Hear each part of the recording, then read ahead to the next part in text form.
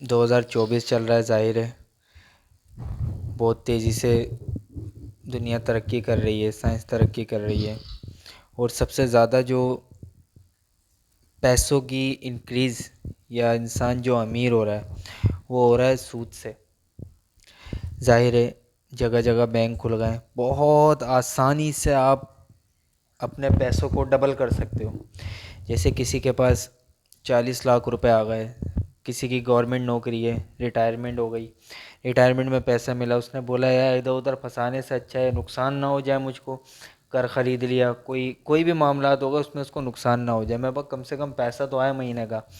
अब उसमें 40 लाख रुपए उसने बैंक में डिपॉजिट कर दिया, उसको बैठे बैठे 40,000 रुपये मिलता रहेगा मंथली, वो खाता रहेगा।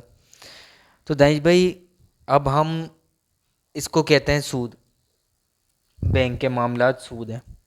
अब हम जाते हैं बैंक में, हम बैंक में जाके उनको बोलते हैं इतने इतने पैसे हमको डिपॉजिट करवाने हैं। वो बोलते हैं अच्छा आप अगर आपको बैंक में डिपॉजिट करवाने हैं तो आप ये सेविंग अकाउंट बना लें। अच्छा, उनसे सेविंग अकाउंट के बारे में मालूम करो। अब जितनी हमको इल्म होता है, जितनी हमें मालूमात होती है, हम जाहिर है यही बोलेंगे कि यार हम प्रॉफिट नहीं लेना चाहते। अब बैंकर को भी ये पता होता है कि प्रॉफिट क्यों नहीं लेना चाह रहा है, ये समझ रहा है सूद है। फिर वो इस तरीके से मतलब बंदे को कन्वेंस कर लेता है कि बंदा बोलता है कि नहीं यार ये सही है। जो कि अभी कुछ टाइम पहले मैंने देखा था, एक हमारे मौलवी हजरात हैं, उनका मैं नाम नहीं लूँगा, उन्होंने बोला कि सूद मतलब बैंक से जो डिपॉजिट मिलता है वो हराम नहीं है। तो दानिश भाई मैं आपसे ये पूछना चाहता हूँ कि जितने भी बैंक हैं, जितने भी बैंक, अब वो प्रॉफिट कम दे रहे हैं, ज़्यादा दे रहे हैं, मार्जिन काट रहे हैं, या जो भी इनके होती हैं चीज़ें, सूद बैंक देता है, सूद का पैसा मतलब बैंक का पैसा हराम है या हलाल है? अब वो किसी भी सूरत में हो दे, बैंक इस्लामिक हो या इस्लामिक बैंक हो, कुछ भी हो, थोड़ा ये क्लियर कर दें। वो सही है बैंक, सही है। पैसे डिपॉजिट करने जाओगे ना बैंक, तो दो बैंक बने हुए तुम्हारे सामने। इस्लामिक बैंक कौन सा है? कौन सा याद आता है इस्लामिक बैंक से? इस्लामिक बैंक है ना, मीज़ान बैंक है, इस्लामिक बैंक है। अब दूसरा बैंक कौन सा है? अब ये इस्लामिक हुआ तो दूसरा कौन सा है? काफिर बैंक या मुनाफिक बैंक? यही हुआ ना भाई, इस्लामी तो ये, दूसरा कौन सा है फिर? सही है, तुमने अपना नाम इस्लामी रख दिया तो दूसरा फिर क्या नाम रखना चाहिए? काफिर बैंक या मुनाफिक बैंक? यहूदी बैंक या ईसाई बैंक? कौन सा बैंक है फिर ये? कोई तो कॉन्सेप्ट होता है ना इंसान के दिमाग में भाई। आप आपका नाम है इस्लामिक बैंक, मीज़ान बैंक है, तो दूसरा कौन सा बैंक है? उसमें भी तो पैसा फंसा हुआ ना लोगों का। पूरे पाकिस्तान का सबसे ज़्यादा पैसा हो देखो उसमें, जो इस्लामिक बैंक के नाम से नहीं है वो। तो वो बैंक कौन सा है फिर? तो ये बैंक कौन सा है? तो यहाँ पर बात आई थी। अब बैंक ये वाला हो ये वाला हो, आपने नाम क्या रख लिया? Islamic bank. सही है, काम सारे वही वाले कर रहे हो। अब वो वाले कौन से? दूसरे बैंक वाले, जिनको तुम यार गलत बोल लो कि यार इस्लामिक बैंक नहीं है ये, बैंक हमारा इस्लामिक है, लेकिन सारा काम तो वही वाला चला है ना। अब अल्लाह ताला ने कि सूद को पता क्यों हराम किया? सबसे बड़ी बात, अल्लाह ने तुम्हारे लिए सूद को हराम किया और कारोबार को हलाल किया। अब देखो, एक बंदा जाता है, उसको सही बाइक की ज़रूरत है, कारोबार अपने काम के लिए, जॉब के लिए बाइक की ज़रूरत है उसको, बहुत ज़्यादा बेचारे को ज़रूरत, बहुत ज़्यादा परेशान है, उसको मोबाइल चाहिए। सही है, ऐसा होता है ना। अब अल्लाह ताला क्या फरमा रहा है? इन नमल मुमिनूना इखवा, मोमिन आपस में एक दूसरे के भाई हैं। सही है। अब तुम मेरे भाई हो, मैं तुम्हारे पास आता हूँ, शेरोज़ मुझे पैसों की ज़रूरत है। सही है, तुम्हारा सगा भाई है ना, तुम्हारे पास आता है, मुझे पैसों की ज़रूरत है। सही, मुझे पैसे चाहिए। तुम्हारा भाई तुम्हें 10,000 देता है, बोलता है कि कल मुझे 12,000 देना।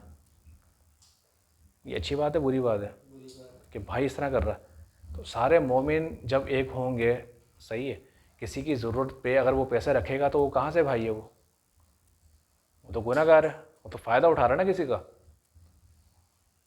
किसी की मुसीबत का, किसी की मजबूरी का फ़ायदा उठा रहा है। वो उसका भाई नहीं है, उसका दुश्मन है वो।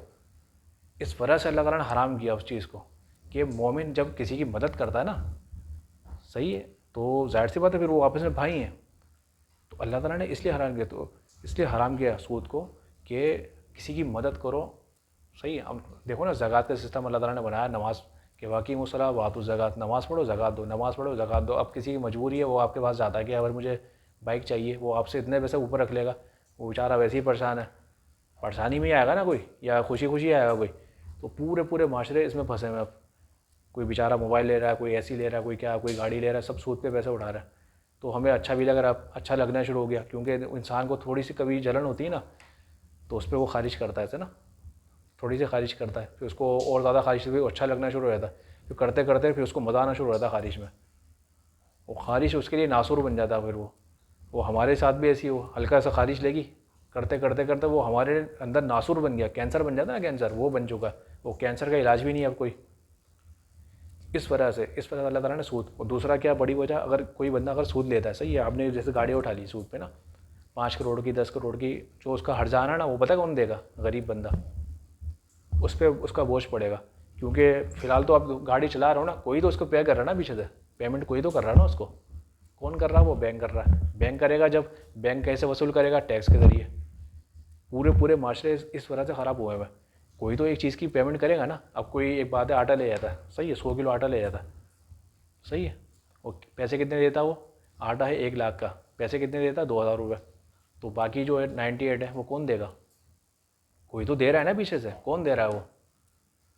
सही है, जो दे रहा है ना, फिर वो वसूल भी करता है। फिर वो वसूल कैसे करता है? टैक्स लगा के वसूल करता है। जब वो टैक्स लगता है तो गरीब और गरीब हो जाता है, गरीब का चूल्हा बुझ जाता है। बस ये बात है, इस वजह से अल्लाह ताला ने हराम किया सूद को। मतलब बैंक के सारे निज़ाम जो है वो बैंक सूदी के तो सारे निज़ाम ही सूदी है ना, ज़ाहिर से बता। आप कोई भी चीज़ होगी, कोई भी कारोबार करना चाहता है, सही है, कारोबार तो जो निज़ाम होना चाहिए, फ़िलहाल हुकूमत के हाथ में होना चाहिए ना ये चीज़, निज़ाम। अब ज़ाहिर से बता, आवाम को मजबूरी है, अब आवाम के पास जॉब नहीं है, सही, अब किसी को जॉब मिलती भी है, अब वो बेचारा वैसे ही मजबूर है। जैसे एक बात है, कोई राइडर बनना चाहता है, राइडिंग की जॉब करना चाहता है, बाइक इसको चाहिए, तो बाइक कैसे मिलेगी उसको?